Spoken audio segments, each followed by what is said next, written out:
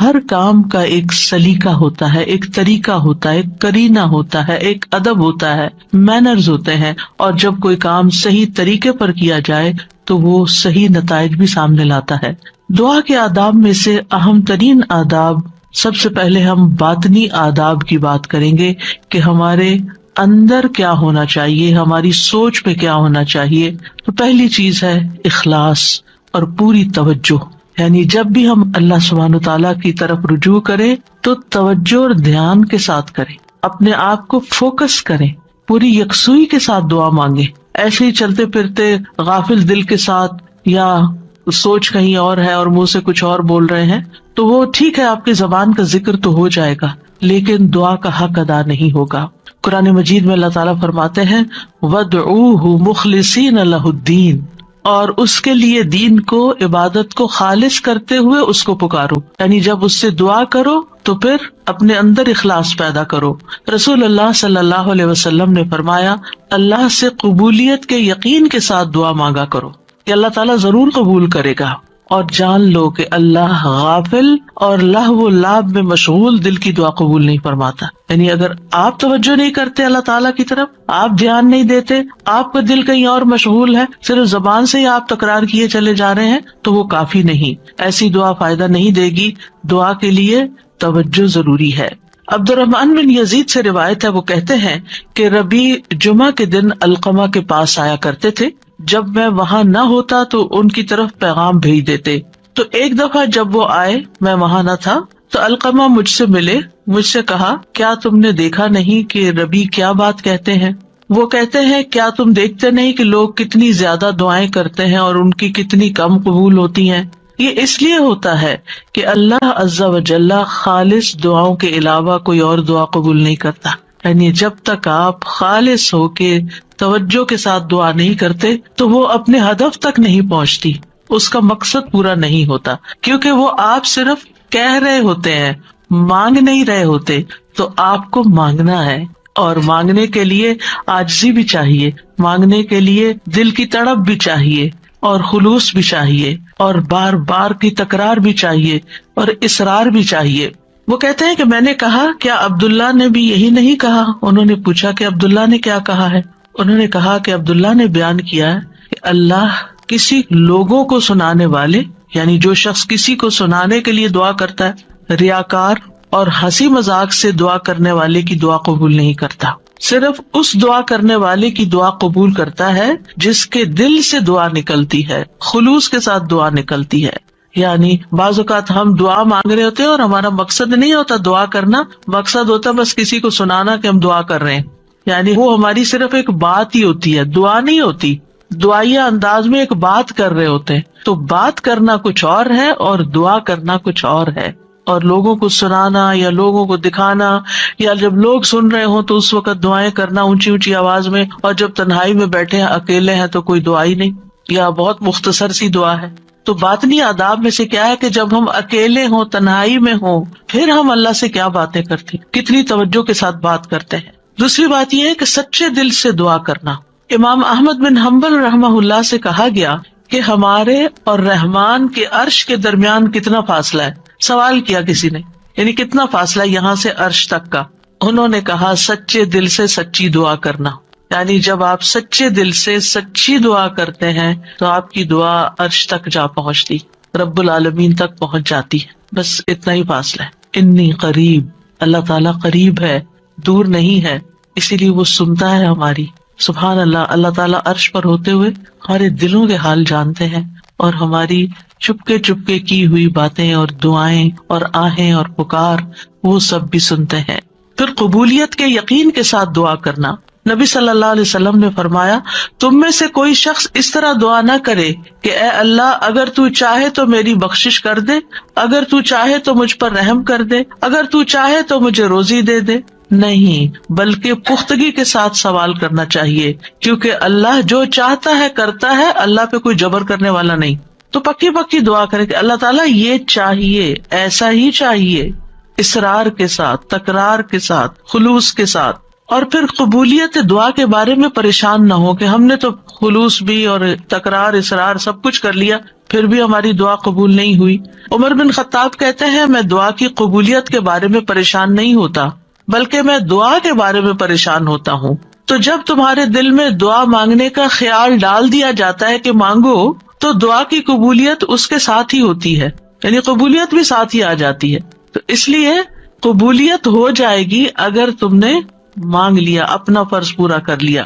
پھر یہ کہ خشوع و خضوع اور عاجزی کے ساتھ دعا کرنی چاہیے، یعنی دل کو حاضر کر کے اللہ سبحانہ تعالیٰ کے سامنے اپنی بندگی کا اظہار کر کے کہ میں کچھ نہیں ہوں، میں بہت کمزور انسان ہوں، میں فقیر ہوں، تو بادشاہ ہے، میرے ہاتھ میں کچھ نہیں، ہر چیز کا مالک تو ہے.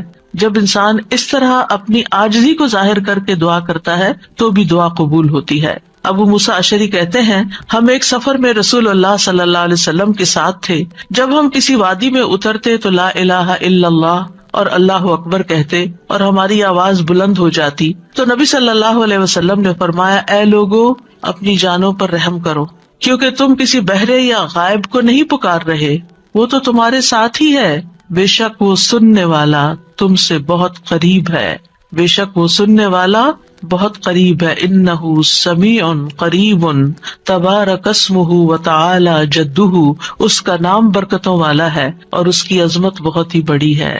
پھر یہ کہ اپنی بے بسی اور اللہ تعالیٰ کی نعمتوں کا اقرار کرتے ہوئے دعا کرنا. ہمیں زکریا علیہ السلام کے بارے میں پتہ چلتا ہے قرآن مجید سے کہ انہوں نے کہا قال رب انی وہن العظم منی واشتعل الرأس شیبا ولم اکن بدعائک رب شقیا. اے رب میری ہڈیاں کمزور ہو گئی ہیں، میرا سر بڑھاپے سے بھڑک اٹھا ہے، بال سفید ہو گئے ہیں، اور اے میرے رب میں تجھ سے مانگ کر کبھی نامراد نہیں ہوا. یعنی میرے اینڈ پر کوئی چیز کام نہیں کر رہی لیکن تیرے اینڈ پہ سب کچھ کام کرتا ہے، لہذا میں ابھی بھی مایوس نہیں ہوں. دعا میں جب کچھ چیزیں جمع ہو جاتی ہیں تو پھر دعا قبولیت کا درجہ پاتی ہے، جس میں اللہ تعالیٰ کی بارگاہ میں اپنی کمزوری، اپنی محتاجگی، اپنی عاجزی کا اظہار کرنا، عاجزی اور انکساری، لاچاری اور بے بسی، پھر ساتھ ساتھ اللہ کی تعریف بھی کرنا. یعنی ایک طرف اپنی کمزوری کا ذکر کرنا، اللہ میں تو گناہ گار ہوں اور تو بخشنے والا ہے، اللہ میں تو اپنی جان پہ ظلم کرنے والا ہوں اور تو ہم پر مہربان ہے. یعنی ایک طرف اپنی کمزوری کا اظہار اور دوسری طرف اللہ کی رحمت اور اللہ تعالیٰ کی بہترین صفات کا اقرار، وہ ساتھ ساتھ چلے. پھر اس کی نعمتوں کا اقرار کہ اللہ تو نے مجھے یہ بھی نعمت دی میرے مانگے بغیر، تو نے مجھے یہ بھی عطا کر دیا میرے مانگے بغیر، تو مجھے یہ بھی عطا کر دے. یعنی پھر اپنی حاجت رکھے. یعنی اس سے دعا کے اندر ایک خوبصورتی پیدا ہو جاتی ہے. یعنی مانگنے والے کا جو انداز ہوتا ہے اس پر بھی بہت ڈپینڈ کرتا ہے. اب دیکھیں ایک شخص آپ کے پاس آتا ہے اور روڈلی بات کرتا ہے اور اپنی کوئی ضرورت بتاتا ہے، آپ کیا کریں گے؟ ٹھہر جاؤ، کرتے ہیں تمہاری خبر لیتے ہیں. آپ شاید کر بھی لیں کچھ اس کے لیے لیکن اس محبت سے نہیں. ایک شخص آتا ہے، وہ بڑی محبت سے آپ سے بات کرتا ہے، آپ کے احسانات کا ذکر کرتا ہے، آپ کی کوئی تعریف کر دیتا ہے اور اس کے بعد اپنی کوئی ضرورت رکھتا ہے تو آپ اپنی وسعت سے بڑھ کے بھی شاید اس کی مدد کرتے. تو جب بندے اور بندے کے بیچ میں یہ معاملہ ہے تو جو اصل بادشاہ ہے اس کا کتنا حق بنتا ہے کہ ہم اس کی نعمتوں کا اقرار کریں، اس کی تعریف کریں اور سچے دل سے اس کی حمد و ثنا بیان کریں. اور پھر خاص طور پر یہ کہ انسان اپنے گناہوں کا اعتراف کرے کہ یا اللہ میں گناہ گار ہوں. ایک تو ہوتا نا جو اوپر اوپر سے ہم کہتے رہتے ہیں ہم تو بڑے گناہ گار ہیں، وہ والا گناہ گار نہیں، جو اصلی والا اپنے کسی گناہ کو یاد کر لیں یا اللہ مجھ سے یہ بھی زیادتی ہوئی ہے، میرے منہ سے یہ لفظ نکل گئے تھے، فلاں شخص کو میں نے ہرٹ کر دیا تھا، یا اللہ میری نماز لیٹ ہو گئی تھی، مجھے قرآن بھی صحیح نہیں پڑھنا آتا، میں نے پتہ نہیں اور کون سی غلطیاں کی ہیں جو مجھ سے زیادہ تو جانتا ہے، میں تو کر کے بھی بھول چکی ہوں لیکن تو معاف کرنے والا ہے. حضرت سلیمان علیہ السلام نے کیا کیا تھا؟ رب اغفر لی وہب لی ملکا لا ينبغی لأحد من بعدی، اے میرے رب مجھے بخش دے. پہلے اپنی بخشش مانگی، گناہوں کا اعتراف کیا اور پھر اس کے بعد مجھے ایسی بادشاہت عطا کر جو میرے بعد کسی اور کے لیے نہ ہو. تو یہ اقرار بڑا ضروری ہے. فاعترفت بذنبی، اللہ میں اپنے گناہوں کا اعتراف کرتا ہوں. اور پھر آپ دیکھیے گڑ گڑا کے دعا مانگنی چاہیے، تضرعا وخفیہ. سورۃ الاعراف میں آتا ہے ادعوا ربکم تضرعا وخفیہ انہ لا يحب المعتدین. اپنے رب کو گڑ گڑا کے اور خفیہ چپ کے پکارو، بے شک وہ حد سے بڑھنے والوں سے محبت نہیں کرتا. یعنی حد سے بڑھنا کیا ہے کہ بہت چیخ چلا کے دعا کرنا، یا پھر یہ کہ انسان وہ چیزیں مانگنے لگے کہ جو اس کو زیب نہیں دیتی۔ تضرع جو ہوتا ہے اس میں رونا بھی شامل ہوتا ہے، اپنی عاجزی اور انکساری کا اظہار بھی ہوتا ہے، اور اصرار بھی ہوتا ہے۔ تضرع گڑ گڑانے کے معنوں میں یہ ساری چیزیں شامل ہیں، یعنی انسان اس طرح اپنے آپ کو اپنے رب کے سامنے بے بس پیش کرے اور اس کے الفاظ ایسے ہوں کہ اس کے اندر سے دل کی ساری خرابیاں نکل جائیں، یعنی I am nothing، اے اللہ میں کچھ نہیں ہوں، and you mean it، کہ واقعی انسان سمجھے کہ میں بہت کمزور ہوں، غلطیوں کا پتلا ہوں، لیکن پھر بھی میں تیرے در پہ آیا ہوں، تو بادشاہ ہے، تو مجھے خالی ہاتھ نہیں لوٹائے گا، میری تجھ سے ہی امیدیں ہیں ساری۔ آپ دیکھیے نبی صلی اللہ علیہ وسلم سے بڑھ کر کون عبادت گزار تھا؟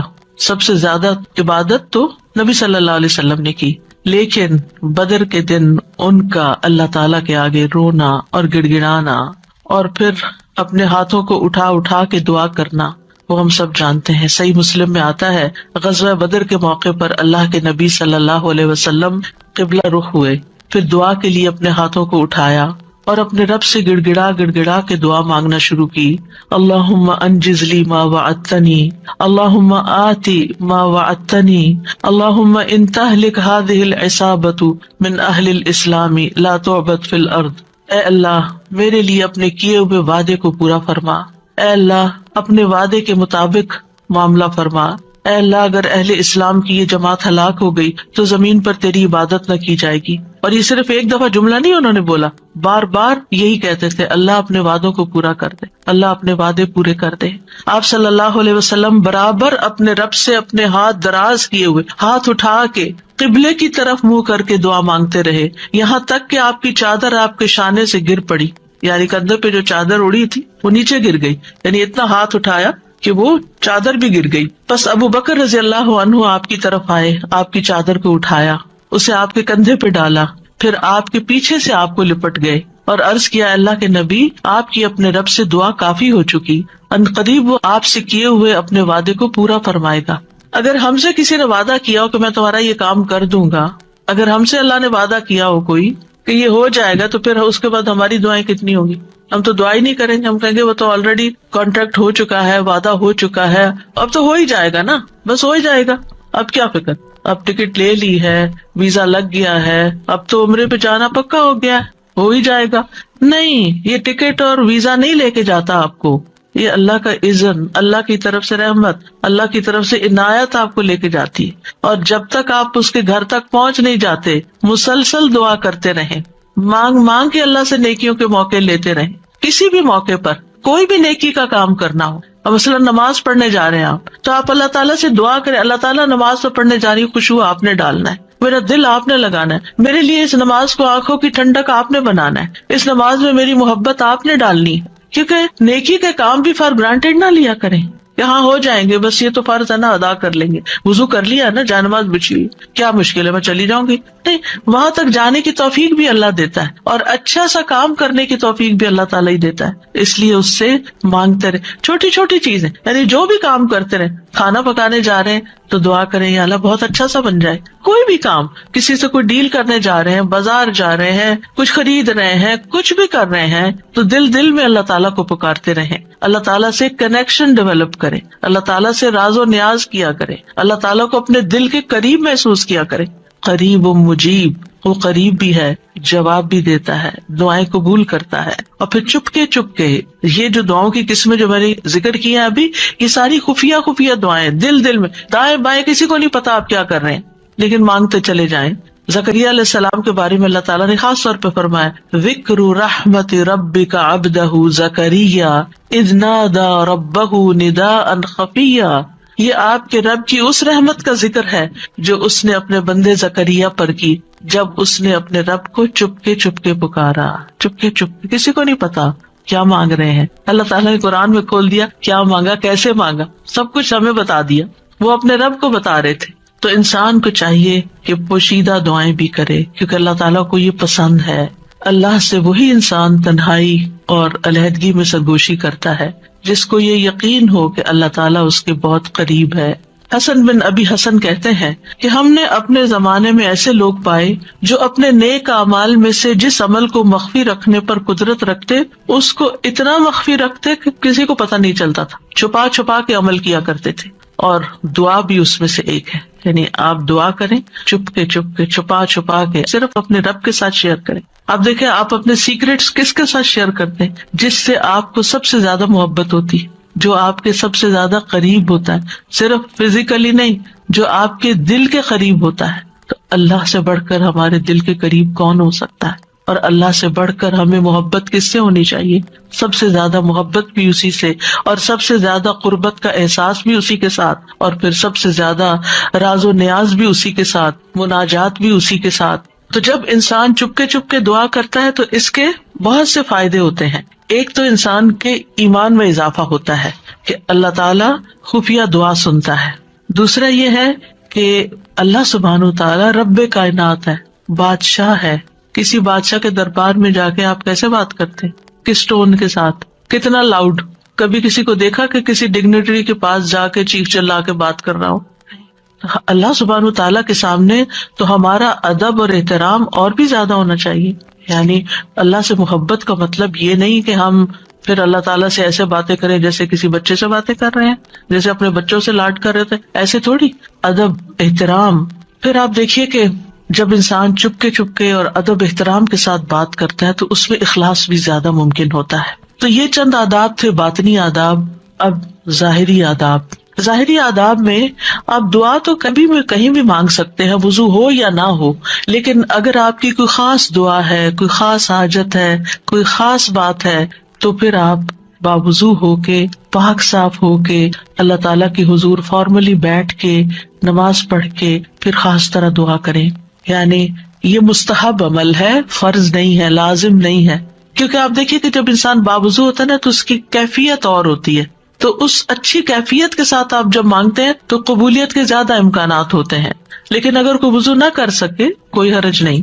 ابو عامر رضی اللہ عنہ جب شہید ہوئے تو ابو موسیٰ اشعری رضی اللہ عنہ نے آ کر نبی صلی اللہ علیہ وسلم کو خبر دی اور کہا کہ ابو عامر نے کہا تھا کہ آپ صلی اللہ علیہ وسلم کے پاس جا کر کہنا کہ میرے لیے استغفار کریں. تو اب وہ شہید ہو چکے ہیں.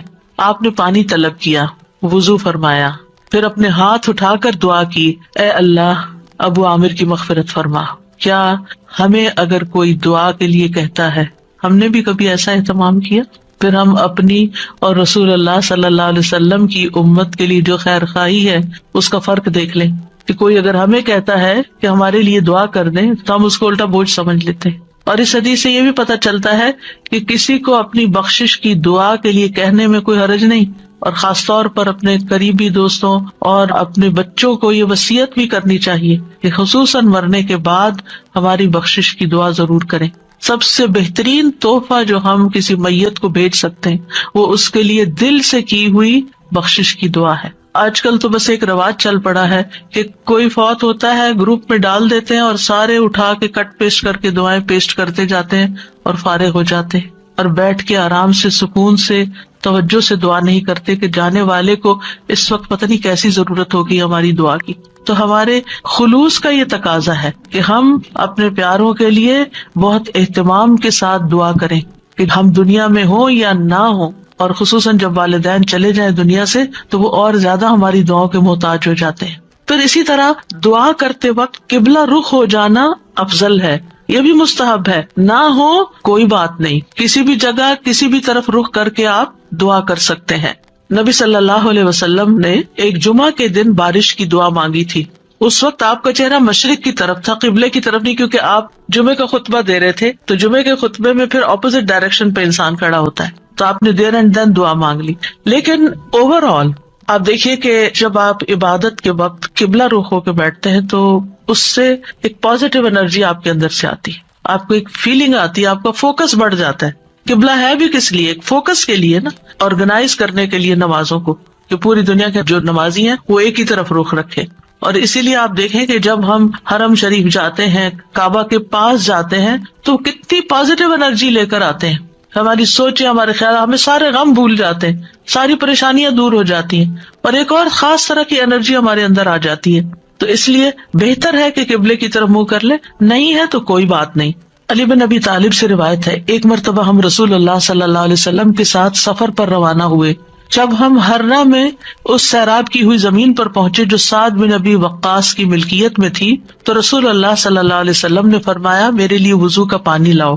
جب نبی صلی اللہ علیہ وسلم وضو کر چکے تو قبلہ رخ ہو کر کھڑے ہو گئے، اللہ اکبر کہہ کے فرمایا، اے اللہ، ابراہیم جو تیرے بندے اور تیرے خلیل تھے، انہوں نے اہل مکہ کے لیے برکت کی دعا کی تھی، اور میں محمد تیرا بندہ اور تیرا رسول ہوں صلی اللہ علیہ وسلم، میں تجھ سے اہل مدینہ کے حق میں دعا مانگتا ہوں کہ اہل مدینہ کے مد اور سا میں اہل مکہ کی نسبت دگنی برکت عطا فرما دے۔ مد اور سا پیمانے ہیں جن سے ناپ کے تول کی چیزیں دی جاتی تھی، اسکیلز ہیں۔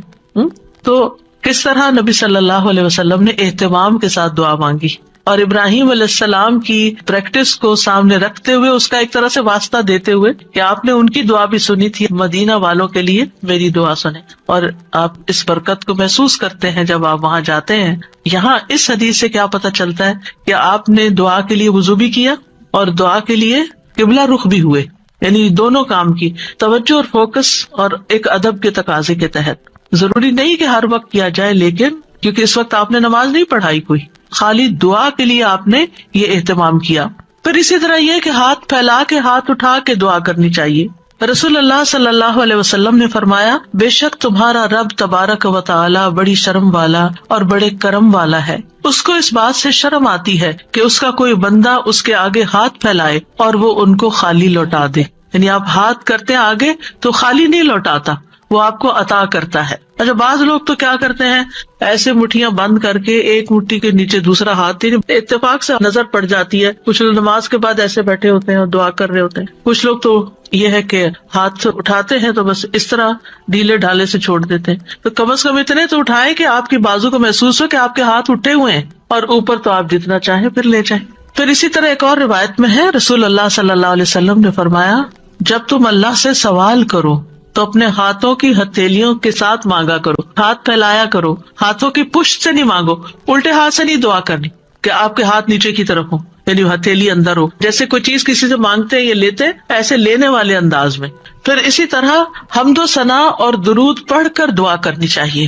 دعا مانگنے سے پہلے اللہ تعالیٰ کی خوب حمد و ثنا، تعریف، اور اللہ تعالیٰ کی تسبیح اور اللہ تعالیٰ کی بڑائی بیان کرنی چاہیے، اور اللہ تعالیٰ کے اچھے اچھے ناموں کا واسطہ دے کر اللہ سے دعا کرنی چاہیے۔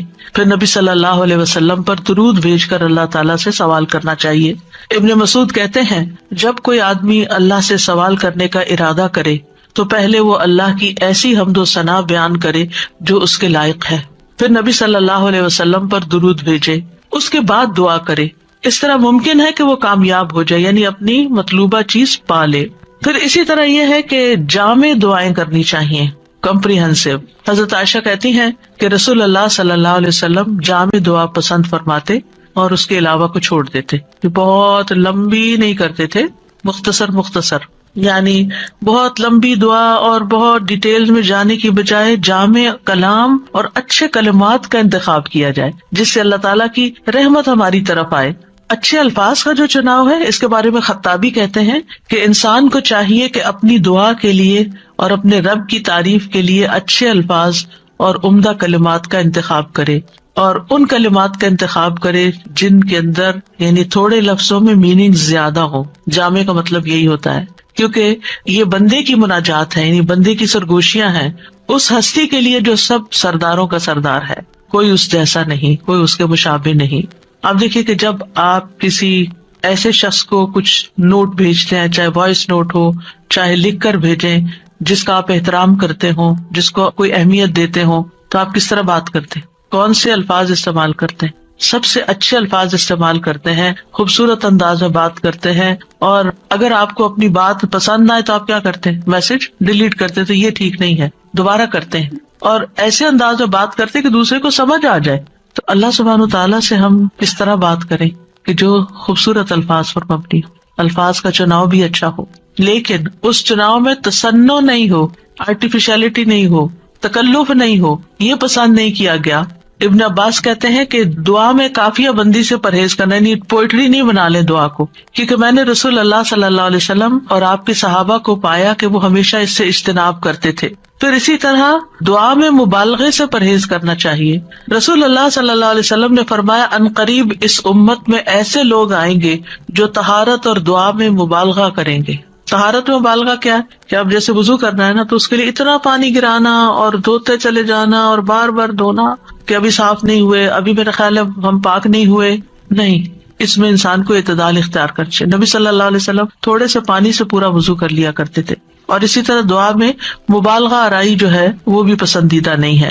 پھر اپنے گناہوں کا اعتراف کر کے توبہ استغفار کر کے دعا کرے۔ نبی صلی اللہ علیہ وسلم نے فرمایا ایک بندے نے گناہ کیا اور کہا اے میرے رب میں نے گناہ کیا تو مجھے بخش دے۔ اس کے رب نے فرمایا کیا میرا بندہ جانتا ہے کہ اس کا کوئی رب ہے اور گناہ کی وجہ سے سزا بھی دیتا ہے؟ میں نے اپنے بندے کو بخش دیا، کیونکہ میرے بندے کا یہ یقین تھا کہ میرا رب بخشش فرمانے والا ہے، اسی لیے وہ میرے پاس آیا بخشش مانگنے کے لیے، تو میں نے اس کو بخش دیا۔ دعا کرنے والے کو پہلے اپنے لیے دعا کرنی چاہیے، پھر اپنے قریب والوں کے لیے، پھر دور والوں کے لیے۔ جیسے قرآن مجید میں آتا ہے ابراہیم علیہ السلام کی دعا ربنا اغفر لی ولوالدی وللمؤمنین یوم یقوم الحساب، اللہ مجھے بخش دے، میرے والدین کو بخش دے اور سارے مومنوں کو بخش دے قیامت کے دن۔ رسول اللہ صلی اللہ علیہ وسلم جب کسی کا ذکر کرتے ہوئے اس کے لیے دعا کرتے تو پہلے اپنے لیے کرتے، پھر اسی طرح تکرار اور اصرار سے دعا کرنی چاہیے۔ نبی صلی اللہ علیہ وسلم جب دعا کرتے تو 3 مرتبہ دعا کرتے، ہر دفعہ نہیں لیکن جو خاص دعائیں ہوتی۔ رسول اللہ صلی اللہ علیہ وسلم نے فرمایا جو شخص 3 مرتبہ اللہ سے جنت مانگے، جنت کہتی ہے اللہم ادخلہ الجنہ، یعنی آپ جب نماز میں یا بعد میں دعا کرتے ہیں کہ اللہم انی اسألک الجنہ، اللہم انی اسألک الجنہ، اللہم انی اسألک الجنہ، تو جنت کہتی ہے اللہم ادخلہ الجنہ۔ پھر اسی طرح جو بھی ضرورت ہو اس کے لیے صرف 1 دفعہ دعا کر کے چھوڑ نہ دی جائے، بلکہ کثرت سے مانگتے رہیں۔ ابو درداء کہتے ہیں جو کثرت سے دروازہ کھٹکھٹاتا ہے قریب ہے اس کے لیے کھول دیا جائے، جو کثرت سے دعا مانگتا ہے قریب ہے کہ اس کی دعا قبول کر لی جائے۔ پھر اسی طرح پوری کوشش لگا دینی چاہیے، اللہ کی رحمت سے مایوس نہیں ہونا چاہیے، یہ نہیں کہنا چاہیے کہ 20 سال ہو گئے یہ دعا کرتے ہوئے ابھی تک قبول نہیں ہوئی، نہیں، مانگتے رہیں۔ ہر دعا کی قبولیت کا ایک وقت ہے۔ یعقوب علیہ السلام کی دعا کتنے سالوں میں جا کے قبول ہوئی، بعض کہتے ہیں 40 سال بعد، اس سے بھی زیادہ بتاتے ہیں۔ اسی طرح ابراہیم علیہ السلام کی جو دعا نبی صلی اللہ علیہ وسلم کے بارے میں تھی کئی ہزار سال کے بعد وہ قبول ہوئی۔ پھر اسی طرح باقی پیغمبروں کی بھی جو دعائیں ہیں، یعنی ہم دیکھتے ہیں دونوں طرح سے معاملات ہیں، فوری طور پر بھی اور تاخیر سے بھی، کیونکہ یہ اللہ تعالیٰ کو پتا ہے کہ ہمارے لیے کیا بہتر ہے۔ کیونکہ بعض اوقات اگر ہماری کوئی دعا فوری قبول ہو جائے تو ہو سکتا ہے کہ وہ ہمارے لیے نقصان دہ ہو جائے۔ پھر حلال روزی کا اہتمام کرنا۔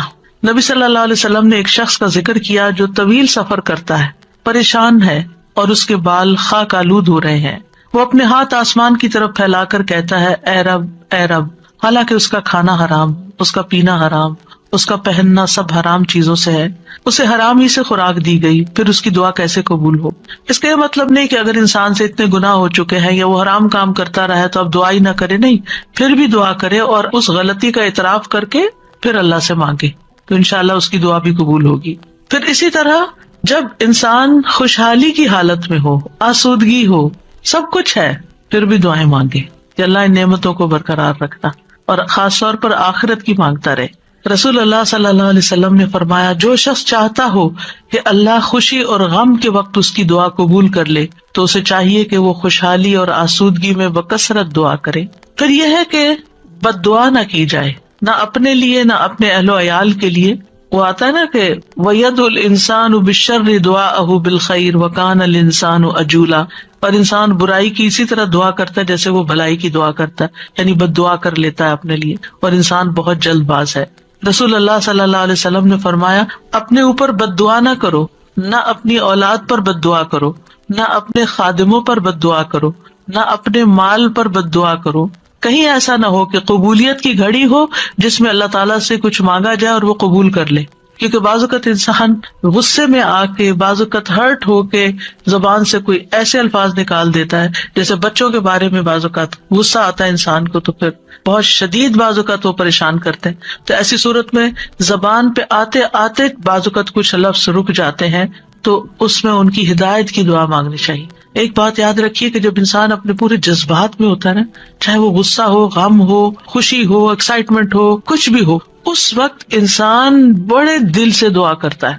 ان گھڑیوں کو کیش کرے. کہ عام طور پر تو ہم ڈھیلے ڈھیلے ٹھنڈے ٹھنڈے دعائیں مانگ رہے ہوتے ہیں نا، کوشش کر کر کے فوکس کر رہے ہوتے ہیں. لیکن جس وقت ہم سخت پریشان ہوتے ہیں یا سخت ضرورت پڑ جاتی ہے، کچھ کھو جاتا ہے، کچھ ہو جاتا ہے ایسا کہ جو ہمارے اوپر بہت گراں گزرتا ہے، تو ہم ہل جاتے ہیں. وہ جو ہلنا ہے نا، اس وقت آپ اپنے رب کو بہت شدت سے پکاریں تو وہ شدت جو ہے وہ انشاءاللہ فائدہ دے گی. یعنی اپنے آپ کو ڈائیورٹ کر لیں، بجائے غصہ لوگوں پہ نکالنے کے اور غلط باتیں کرنے کے کہ جو پلٹ کے اپنے اوپر ہی آئے. کیونکہ اگر آپ کسی کو بھی بد دعا دیتے ہیں اور وہ اس کا اہل نہیں، وہ واپس آپ پر ہی آ جائے گی. تو اس لیے بہت احتیاط کی ضرورت ہے. تو چینلائز کر لیں اپنے غصے کو، چینلائز کر لیں اپنے غم کو، چینلائز کر لیں اپنی انتہائی ایکسائٹمنٹ کو. اس طرح پھر انسان کے اندر سے دعا نکلتی ہے، آنسو بھی آ جاتے ہیں اور انسان اللہ تعالیٰ کو اپنے قریب محسوس کرتا ہے. پھر اسی طرح گناہ یا قطع رحمی کی دعا نہیں کرنی چاہیے. یعنی گناہ تو یہ ہے کہ انسان کسی غلط کام کا سودا کر رہا ہے اور اس کے لیے دعا کرے اور آپ سے بھی کہے کہ آپ دعا کریں، حالانکہ وہ غلط کام کرنے چاہ رہا ہے تو اس کے لیے دعا نہیں کرنی چاہیے. دوسرا یہ ہے کہ قطع رحمی نہ ہو. قطع رحمی کیا ہوتی ہے کہ مثلاً کوئی کہے اپنے کسی بچے کے بارے میں یا اللہ اس کو میری آنکھوں سے دور کر دے، اس قسم کی دعائیں نہیں کرنی چاہیے. یہ بددعا میں شامل ہو جاتی ہے. اور جلد بازی نہیں کرنی چاہیے کہ بس فوراً ابھی قبول ہو نہیں تو میں تو آئندہ دعا نہیں کروں گی. اب آپ دیکھیے کہ دعا کے معاملے میں ایک اور چیز بھی ہے اور وہ ہے دعا میں وسیلہ اختیار کرنا. تو دعا میں کچھ وسیلے جائز ہیں، کچھ جائز نہیں. جائز وسیلے کیا ہیں؟ نمبر 1، اسماء حسنہ کو وسیلہ بنا کے دعا کرنا.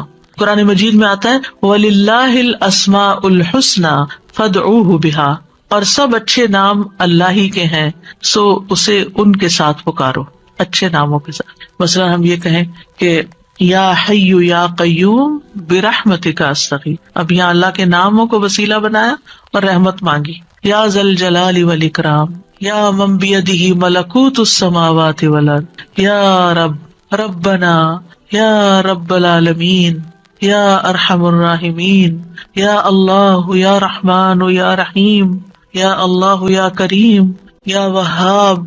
رزق مانگنا تو یا رزاق. اس طرح اللہ تعالیٰ کے ناموں کو وسیلہ بنا کے آپ دعا کر سکتے ہیں. کچھ تو وہ نام ہیں جن میں اسم اعظم بھی ہے اور نبی صلی اللہ علیہ وسلم نے ان ناموں کے ساتھ دعا کی ہے جو مشہور یا حیّ یا قیوم وغیرہ.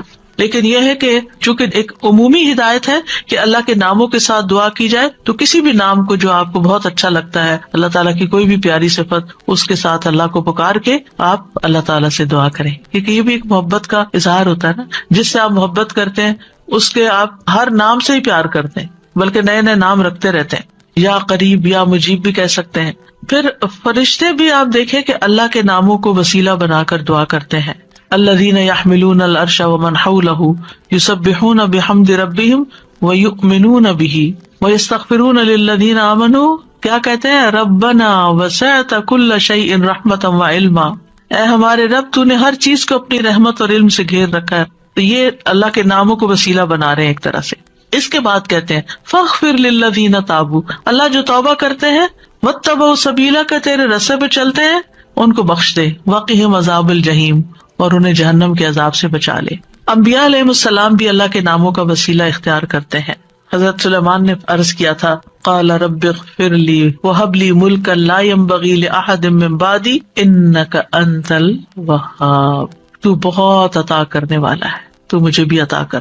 پھر اسی طرح یوسف علیہ السلام نے دعا کی تھی رب قد آتیتنی من الملک وعلمتنی من تأویل الاحادیث فاطر السماوات والارض انت ولی فی الدنیا والآخرہ توفنی مسلما والحقنی بالصالحین.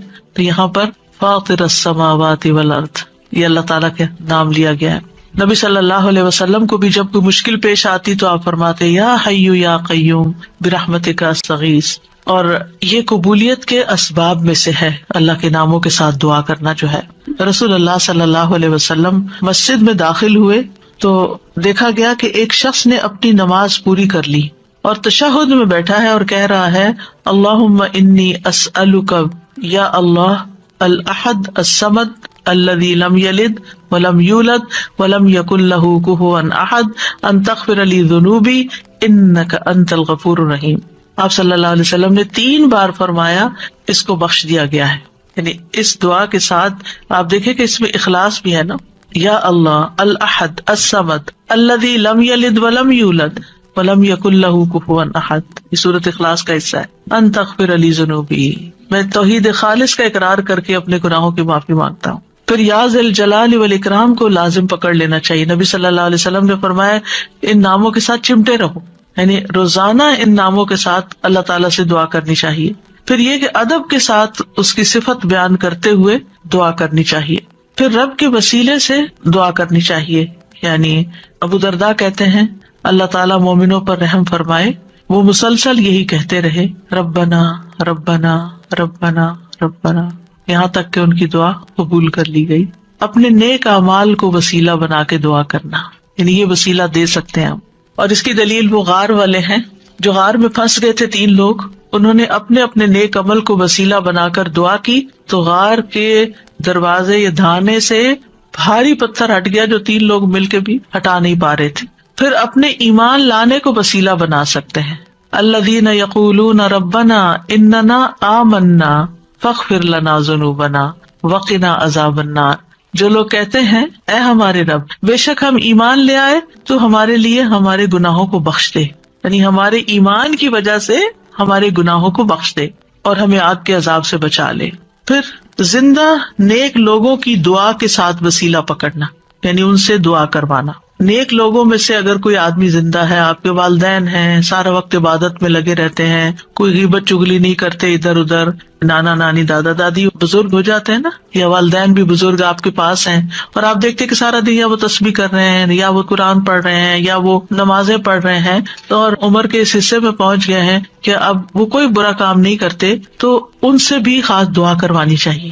یعنی ان کے پاس جا کر کہنا آپ ہمارے لیے دعا کریں یا ان سے دعا کروائیں، تو یہ دراصل آپ ان کا وسیلہ پکڑ رہے ہیں. ایک طرح سے یہ بھی وسیلہ ہے. مثلاً آپ کہہ سکتے ہیں کہ آپ میرے لیے دعا کریں اللہ تعالیٰ مجھے بخش دے، یا اگر رزق کا معاملہ ہے تو رزق یا شفا چاہیے تو اللہ تعالیٰ سے دعا کریں اللہ تعالیٰ میری بیماری دور کر دے، یا جو بھی کوئی مسئلہ ہو. یا اسی طرح یہ کہ اگر بارش نہیں برس رہی ہے اور کوئی لوگوں کے لیے پرابلم ہو رہی ہے تو ان سے کہہ سکتے ہیں کہ وہ بھی خاص دعا کریں. حضرت عمر رضی اللہ عنہ جو تھے رسول اللہ صلی اللہ علیہ وسلم کے چچا عباس کی دعا کو انہوں نے وسیلہ بنایا تھا. انس بن مالک کہتے ہیں جب کبھی عمر رضی اللہ عنہ کے زمانے میں قحط پڑتا تو عمر رضی اللہ عنہ عباس بن عبد المطلب کے وسیلے سے دعا کرتے تھے اور فرماتے اے اللہ پہلے ہم تیرے پاس اپنے نبی کا وسیلہ لایا کرتے تھے تو پانی برساتا تھا، اب ہم اپنے نبی کے چچا کو وسیلہ بناتے ہیں تو ہم پر پانی برسا، یعنی ان سے بھی دعا کرواتے. تو انس رضی اللہ عنہ کہتے ہیں چنانچہ انہوں نے ایک دفعہ ایسے کیا تو خوب بارش برس پڑی. تو یہ جو کسی سے جا کے کہنا کہ آپ دعا کریں اس میں کوئی حرج نہیں، لیکن صرف ایک رسم بنا لینا ہر وقت دعا کے لیے کہتے رہنا، آپ دوسرے کے لیے دعا شروع کر دیں فرشتہ آمین کہے گا وہ آپ کو وہی لگ جائے گی، یعنی اس کو ایک رسم نہ بنائیں. یعنی لوگوں نے نا شدت اختیار کر لی ہے، یعنی ایکسٹریم پہ چلے گئے، یا ہر وقت یہی کہتے رہتے ہیں بس دعا کریں دعا کریں دعا، یا پھر دوسری طرف کہتے کسی کو بھی نہ کہیں دعا کریں. تو یہ دونوں چیزیں ٹھیک نہیں، اعتدال میں رہیں.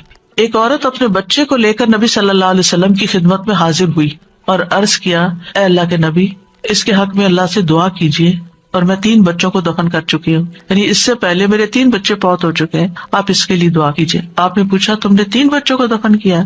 اس نے کہا ہاں. آپ نے فرمایا تم نے پھر جہنم سے ایک مضبوط بندش باندھ لی ہے، یعنی اللہ تعالیٰ تمہارے لیے ان بچوں کی وجہ سے آگ سے تمہیں بچا لے گا. تو یہ دعا کا ایک طرح سے وسیلہ بن گیا.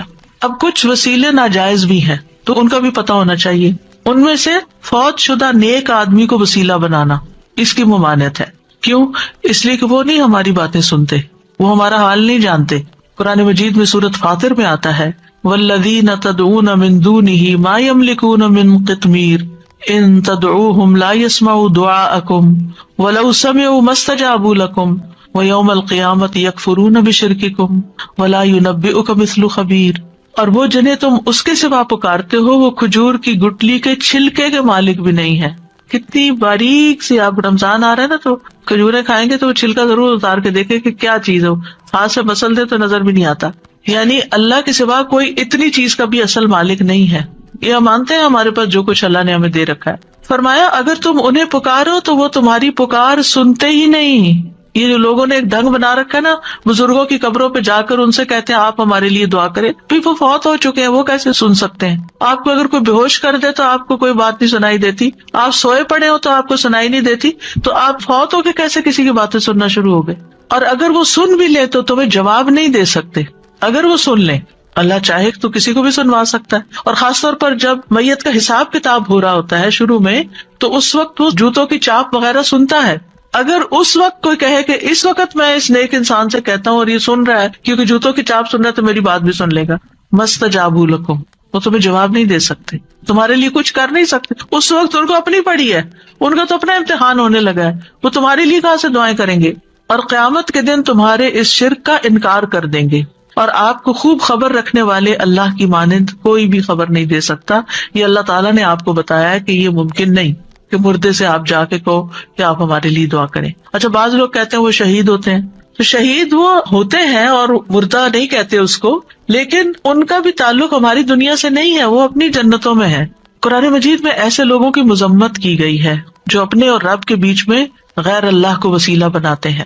سورۃ الزمر میں آتا ہے الا للہ الدین الخالص والذین اتخذوا من دونہ اولیاء ما نعبدهم الا لیقربونا الی اللہ زلفی ان اللہ یحکم بینہم فیما ہم فیہ یختلفون ان اللہ لا یہدی من هو کاذب کفار. خبردار، خالص دین صرف اللہ ہی کا حق ہے، اور وہ لوگ جنہوں نے اس کے سوا اور حمایتی بنا رکھے، اللہ کو چھوڑ کے اوروں کو اپنا مددگار سمجھ رکھا ہے، وہ کہتے ہیں ہم ان کی عبادت نہیں کرتے مگر اس لیے کہ یہ ہمیں اللہ سے قریب کر دیں. ہم بزرگوں کی قبر پہ اس لیے جاتے ہیں کہ وہاں زیادہ دعا قبول ہوتی. یہ کہاں سے پتا چلا آپ کو؟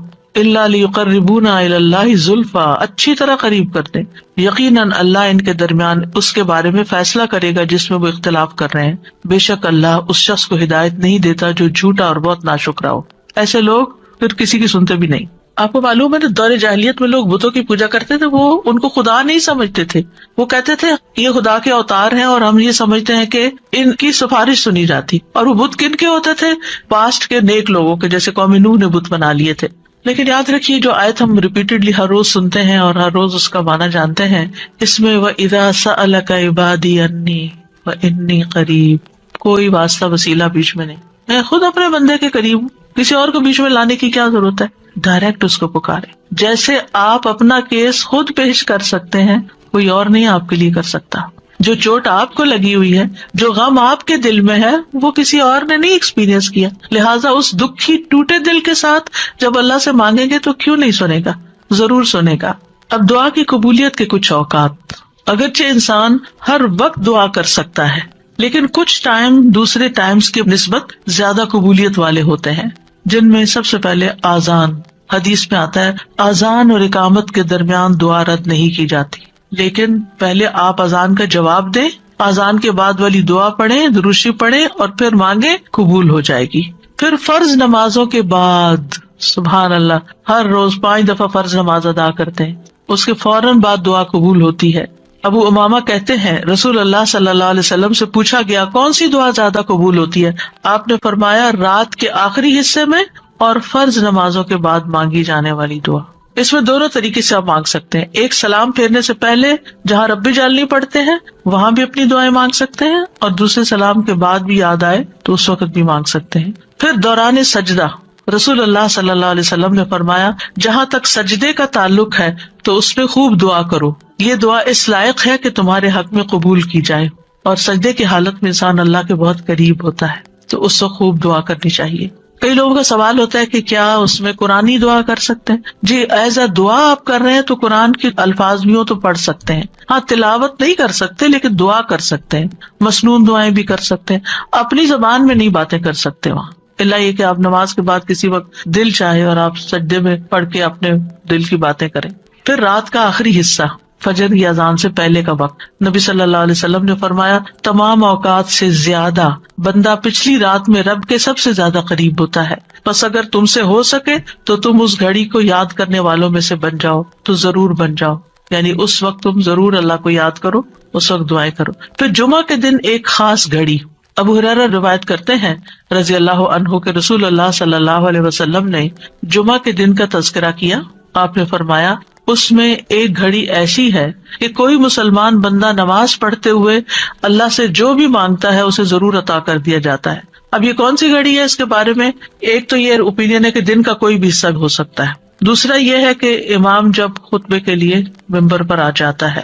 پھر ایک یہ کہ عصر کے بعد سے لے کے مغرب کے بیچ میں آتی ہے. پھر لیلۃ القدر میں دعا کرنا. عرفہ کے دن حاجیوں کے لیے عرفہ کا دن ہم بھی کر لیں تو کیا حرج ہے؟ اگر ان کی سنی جا رہی ہے تو رب ہماری بھی سن رہا ہے. لیکن وہ تو چونکہ مشقت اٹھا کے وہاں پہنچے ہیں تو اس لیے وہ زیادہ قریب ہے. نبی صلی اللہ علیہ وسلم نے فرمایا بہترین دعا وہ ہے جو عرفہ کے دن مانگی جائے. حضرت عائشہ کہتی ہے کہ رسول اللہ صلی اللہ علیہ وسلم نے فرمایا اللہ عرفہ کے دن سے زیادہ کسی دن اپنے بندوں کو آگ سے آزاد نہیں کرتا اور اللہ اپنے بندوں کے قریب ہوتا ہے. پھر فرشتوں کے سامنے اپنے بندوں پر فخر فرماتے ہوئے کہتا ہے یہ سارے بندے کیوں آئے ہیں یہاں؟ گھر بار چھوڑ کے مال خرچ کر کے اتنی تکلیف اٹھا کے یہاں کس لیے جمع ہے؟ تو ہم سب جانتے ہیں کہ آج کیوں کرتے ہیں کہ اللہ تعالیٰ ہمیں بخش دے اور ہم سے راضی ہو جائے اور ہمارا فرض بھی ادا ہو جائے. پھر اسی طرح بارش کے وقت کی دعا، یعنی جب بارش ہو رہی ہے اور آپ لوگ بڑے خوش قسمت ہیں کہ یہاں اکثر بارش ہوتی رہتی ہے، برف بھی پڑتی ہے، تو اس وقت پریشان ہونے کی بجائے دعا کرنا شروع کر دیا کریں. آپ ڈرائیونگ کر رہے ہیں، بارش برسنا شروع ہو گئی، دعائیں شروع کر دیں. پھر مصیبت کے وقت، جس سے پہلے بھی میں نے عرض کیا نا کہ جب انسان جذبات کی پیک پہ ہوتا ہے تو اس وقت اس کے الفاظ اور ہی طرح کے ہوتے ہیں. رسول اللہ صلی اللہ علیہ وسلم نے فرمایا اگر مسلمان پر کوئی مصیبت آئے اور وہ اللہ کے حکم کے مطابق کہے انا للہ و انا الیہ راجعون اللہم اجرنی فی مصیبتی واخلف لی خیرا منہا، اے اللہ مجھے میری مصیبت میں اجر دے اور میرے لیے اس کا بہترین نعم البدل عطا فرما، تو اللہ اس کو اس سے بہتر عطا فرماتے ہیں. اور جب بھی دل پہ غم کی گھٹا چھائے کسی بھی تکلیف کی وجہ سے، دیر اینڈ دین یہی دعا کیا کرے اللہم اجرنی فی مصیبتی واخلف لی خیرا منہا، اللہ اس مصیبت پر تو مجھے اجر دے اور اس سے بہتر نعم البدل عطا کر دے. پھر اسی طرح زمزم پیتے وقت رسول اللہ صلی اللہ علیہ وسلم نے فرمایا زمزم کا پانی اس مقصد کے لیے ہے جس کے لیے وہ پیا جائے. پھر تلاوت قرآن کے بعد کی دعا. پھر مرغ کی آواز سنتے وقت، کیونکہ اس وقت وہ فرشتے کو دیکھ رہا ہوتا ہے. پھر مریض اور میت کے پاس رسول اللہ صلی اللہ علیہ وسلم نے فرمایا جب تم مریض یا میت کے پاس جاؤ تو اچھی بات کہا کرو، کیونکہ فرشتے تمہاری بات پر آمین کہیں گے، یعنی اس وقت دعائیں کرنی چاہیے. ام سلمہ کہتی ہیں کہ رسول اللہ صلی اللہ علیہ وسلم ابو سلمہ جو ان کے ہسبینڈ تھے ان کی میت پر تشریف لائے. ان کی آنکھیں کھلی رہ گئی تھی، آپ نے انہیں بند کیا اور فرمایا جب روح قبض ہو جاتی ہے تو آنکھیں اس کا پیچھا کرتی ہیں، یعنی روح جب لے کے جاتے ہیں فرشتے تو آنکھیں پیچھے پیچھے دیکھتی ہیں. اس کے جسم کا ایک حصہ چلا گیا یعنی اس کی روح چلی گئی تو اس کو کیا کرنا چاہیے؟ آنکھیں بند کر. اور ویسے بھی آپ دیکھیں اگر باڈی اکڑ